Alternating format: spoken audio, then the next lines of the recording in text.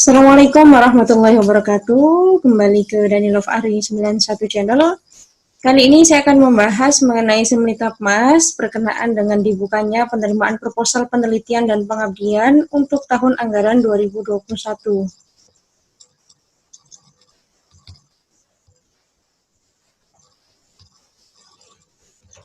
Sebelumnya pada tanggal 8 Oktober 2020 telah diterbitkan surat pemberitahuan mengenai penerimaan proposal penelitian dan pengabdian tahun anggaran 2021.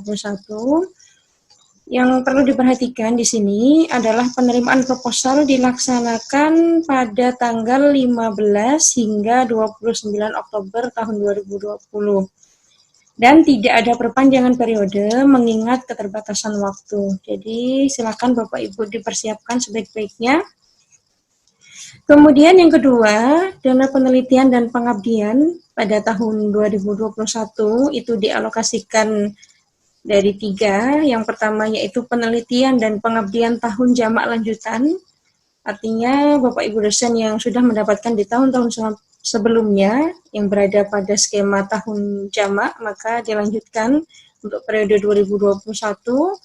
Kemudian yang kedua, penelitian dan pengabdian tahun 2020 yang ditunda pelaksanaannya pada tahun 2021. Karena yang lolos pada tahun 2020 karena pandemi COVID, maka ada beberapa yang ditunda pelaksanaannya untuk tahun 2021. Kemudian yang terakhir adalah penelitian dan pengabdian hasil seleksi penerimaan proposal. Nah, ini yang baru ya.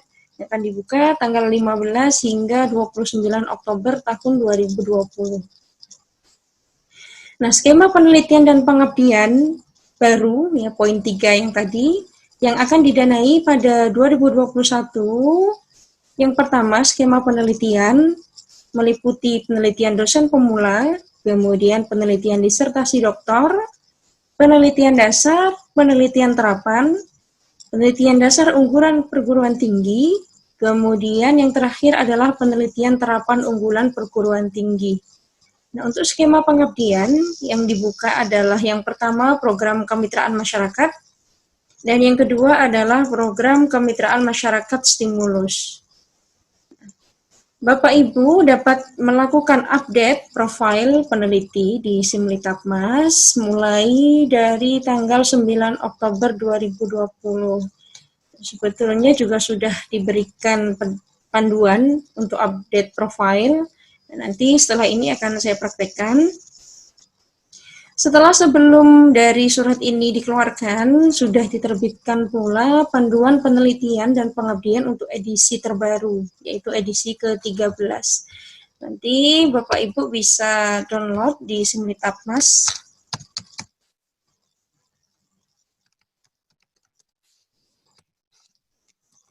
Ya, kita bisa browsing Simlitapmas.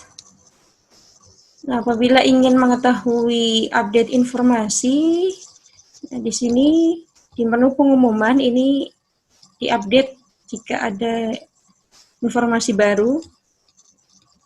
Termasuk kemarin pada tanggal 5 Oktober ini ya, pengumuman peluncuran buku panduan penelitian dan pengabdian kepada masyarakat edisi 13 tahun 2020. Ini tinggal diklik saja, nanti PDF-nya akan otomatis terdownload.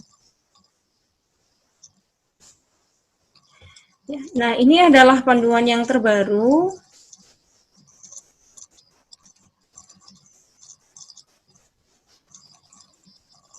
Nah, Bapak Ibu nanti bisa mempelajari secara lebih detail di pedoman ini bagaimana syaratnya untuk penelitian dosen pemula, untuk penelitian disertasi doktor, dan sebagainya, bagaimana persyaratannya, kemudian apa saja luaran yang diminta. Itu sudah ada semua di sini lengkap, nanti silakan dipelajari. Nah, ini mungkin tidak jauh berbeda ya dengan yang edisi 12, tapi di edisi yang kali ini ada banyak sekali penjelasan mengenai fokus riset, dan untuk keluaran juga kriterianya dibuat sangat spesifik sehingga memudahkan Bapak Ibu dalam nanti penyesuaian luaran yang diharapkan. Nanti silakan dipelajari karena ini sudah sangat lengkap. Nah, kali ini yang akan saya bahas adalah mengenai update profile untuk akun SIM Litapmas kita. Caranya yang pertama kita buka website SIM Litapmas terlebih dahulu.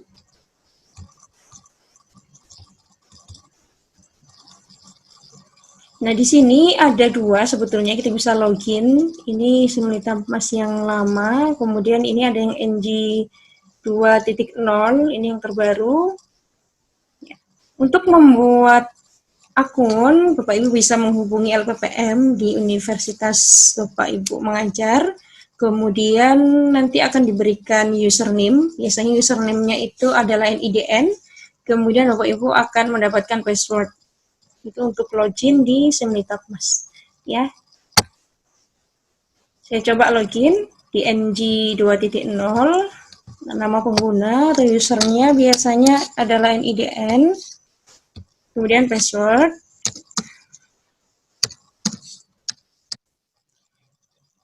Tinggal kita isi hasil penjumlahan, kemudian login.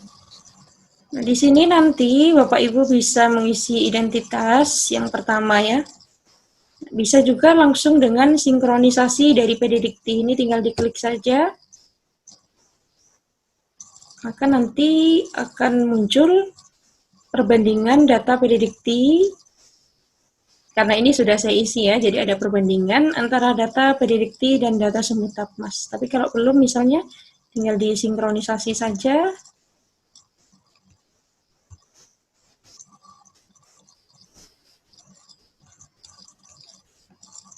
Sampai muncul sinkronisasi data berhasil.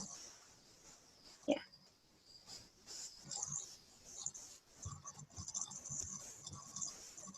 Kalau mau tahu isiannya apa saja, tinggal diklik saja ini. Ya, identitas.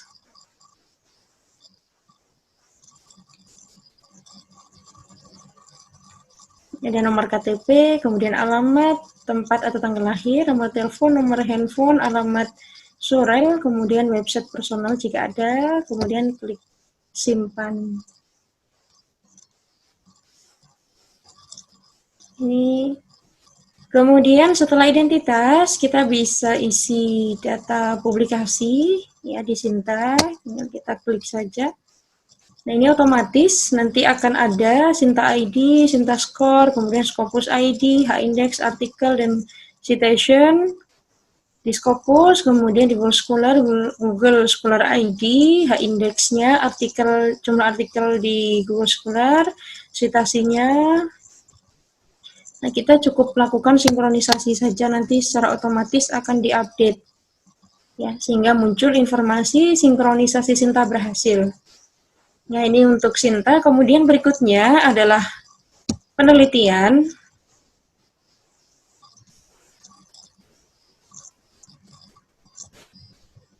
Nah, ini penting ya Bapak Ibu profil ini, karena ini akan menunjang dari penilaian ketika kita sudah nanti submit proposal. Nah, penelitian ini diambil langsung dari track record kita, baik untuk hibah-hibah kompetitif nasional dari Dikti maupun dari hibah internal universitas. Nah, ini otomatis ya. Kemudian pengabdian. Nah, ini juga ditarik otomatis sebetulnya datanya ya. Ini karena saya belum pernah mendapatkan dana pengabdian ya, dari Dikti, makanya di sini kosong. Kemudian yang bisa kita isikan adalah artikel jurnal. Nah, ini sudah ada beberapa yang saya isi. Ada 15 artikel. Nah, kalau misalnya sudah seperti ini bentuknya, ya PDF-nya sudah terlihat jelas warna merahnya, itu berarti dokumennya sudah diupload. Ini ada lengkap ya keterangannya, termasuk tahun, volume, ISSN, kemudian URL-nya, terbit di jurnal mana, kemudian judul artikelnya apa, ini sudah lengkap. Ya, nah, kalau kita ingin menambahkan data baru, maka kita tinggal klik saja di sini, data baru. Nah, yang perlu dimasukkan informasinya yang pertama judul, kemudian nama jurnal, kemudian jenis publikasinya, ini bisa dipilih jurnal internasional, nasional terakreditasi dan jurnal nasional tidak terakreditasi tapi sudah memiliki ISSN yang minimal itu. Nah, kemudian di sini ada pilihan peran penulis ya, sebagai first author kalau Bapak Ibu sebagai penulis pertama, kemudian co-author apabila menjadi second author dan seterusnya, maupun di sini corresponding author. Ya, apabila Bapak Ibu berperan sebagai yang menjembatani, ya termasuk yang submit, kemudian yang menerima hasil review, kemudian perbaiki, ya itu corresponding author. Nah, di sini ada tahun publikasi. Nanti silakan diisikan, terbit di volume berapa, nomor berapa, termasuk URL-nya ini harus dicantumkan ya. Tinggal di copy paste dari website jurnalnya. Kemudian ISSN-nya juga biasanya ada informasinya di website jurnal tempat Bapak Ibu publish, nanti tinggal ditulis saja. Nah, kemudian di sini unggah ya. Unggahan berkasnya itu maksimal 1 MB, itu yang perlu diingat. Kalau misalnya muatannya lebih dari 1 MB, maka bisa dikompres terlebih dahulu. Ya, kemudian kalau sudah selesai, kita klik simpan. Ya, maka nanti akan muncul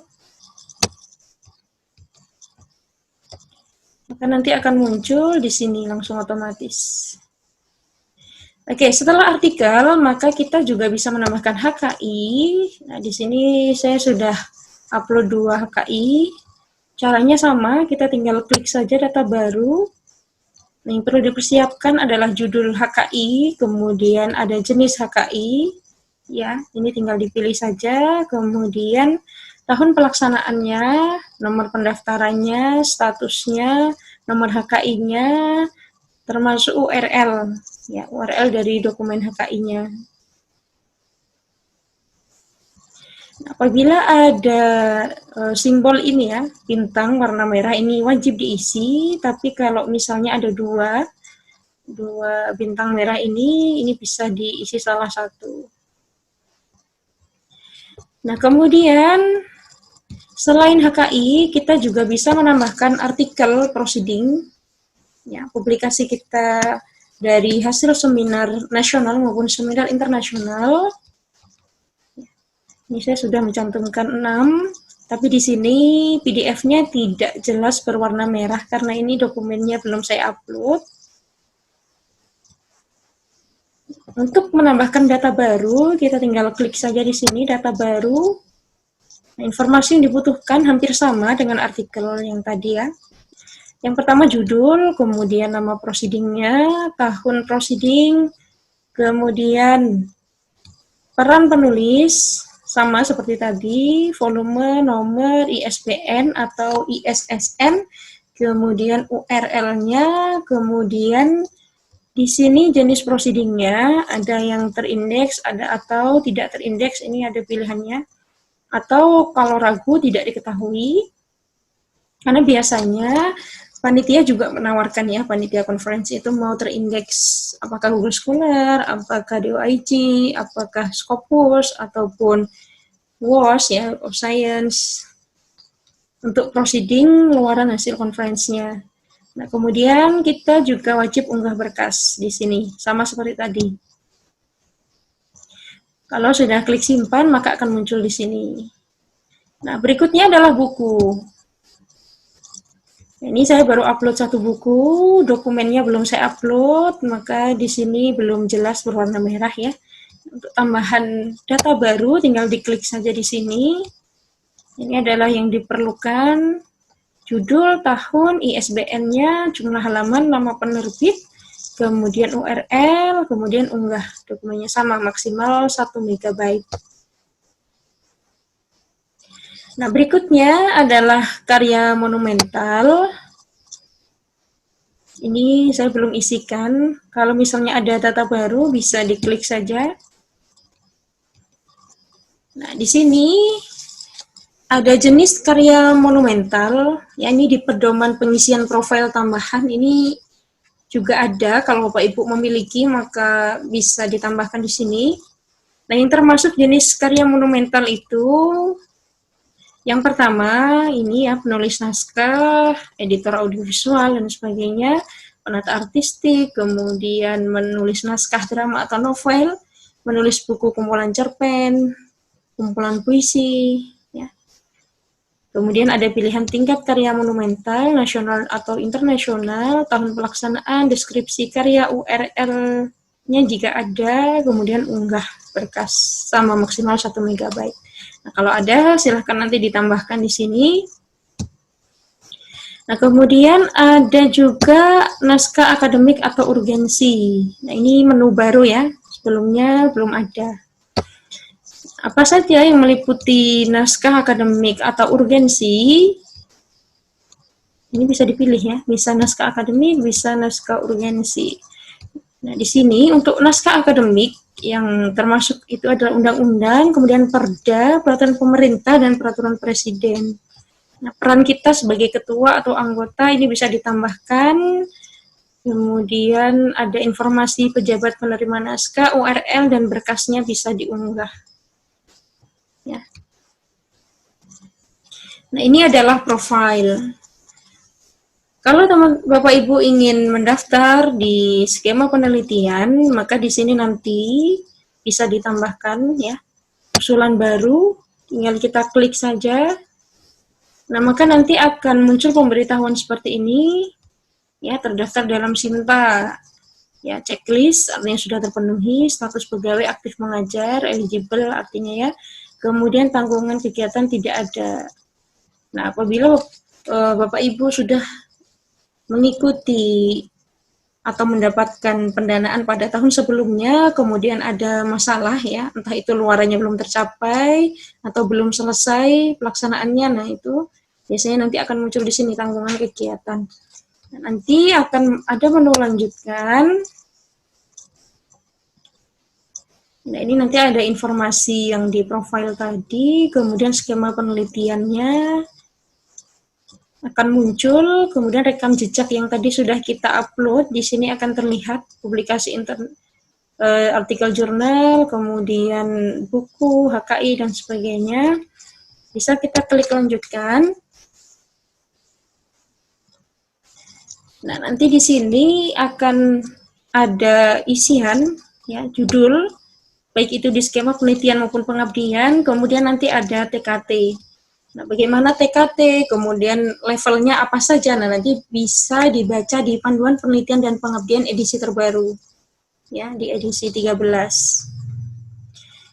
Ini akan bisa diakses nanti pada tanggal 15 Oktober ya, untuk yang pendaftaran ini. Jadi tidak perlu khawatir, biasanya nanti ketika kita ingin mengusulkan ini biasanya termasuk RAB, kemudian proposal itu kan kita harus langsung mengetikkan di sistem. Jadi nanti kalau misalnya ada template-nya kita bisa download, tapi tetap saja nanti isian-isiannya ada di sistem ini di Simlitapmas. Jadi kita bisa copy paste. Nah, mengenai apa saja menunya di Simlitapmas, ini untuk usulan baru ya, ini akan dibuka nanti tanggal 15, sehingga ketika Bapak Ibu sudah menentukan TKT-nya, nanti bisa memilih kategori penelitian, apakah kompetitif nasional, desentralisasi, maupun penelitian penugasan. Nah, apa saja yang termasuk dari ketiga ini, nanti bisa Bapak Ibu lihat di Panduan Penelitian dan Pengabdian secara lengkap. Ya, termasuk skemanya apa.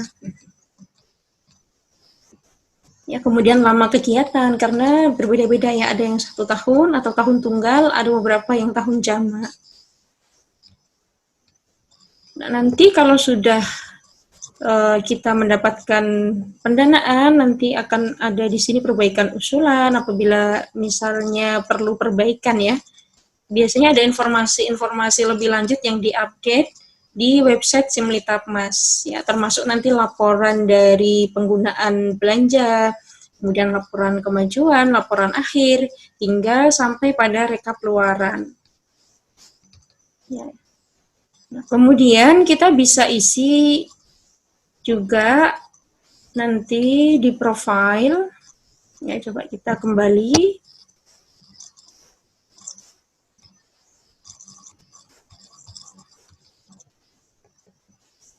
kita bisa upload nanti ya, upload foto kita. Caranya seperti ini, tinggal diklik saja simbol ini untuk mengedit, kemudian upload foto. Riwayat usulan dari yang sebelumnya pernah kita dapatkan ya, nanti akan muncul di sini. Ini bisa diklik, kemudian di sini akan muncul identitas kita, kemudian untuk skema apa itu nanti di sini akan ada. Baik, demikian yang dapat saya sampaikan. Apabila ada yang ingin didiskusikan, bisa tuliskan di kolom komentar. Untuk link-link Simlitabmas maupun beberapa pengumuman nanti akan saya share di deskripsi, silakan nanti dilihat. Semoga bermanfaat. Sampai jumpa lagi di Dani Love Ari 91 channel. Nantikan lagi video-video selanjutnya. Assalamualaikum warahmatullahi wabarakatuh.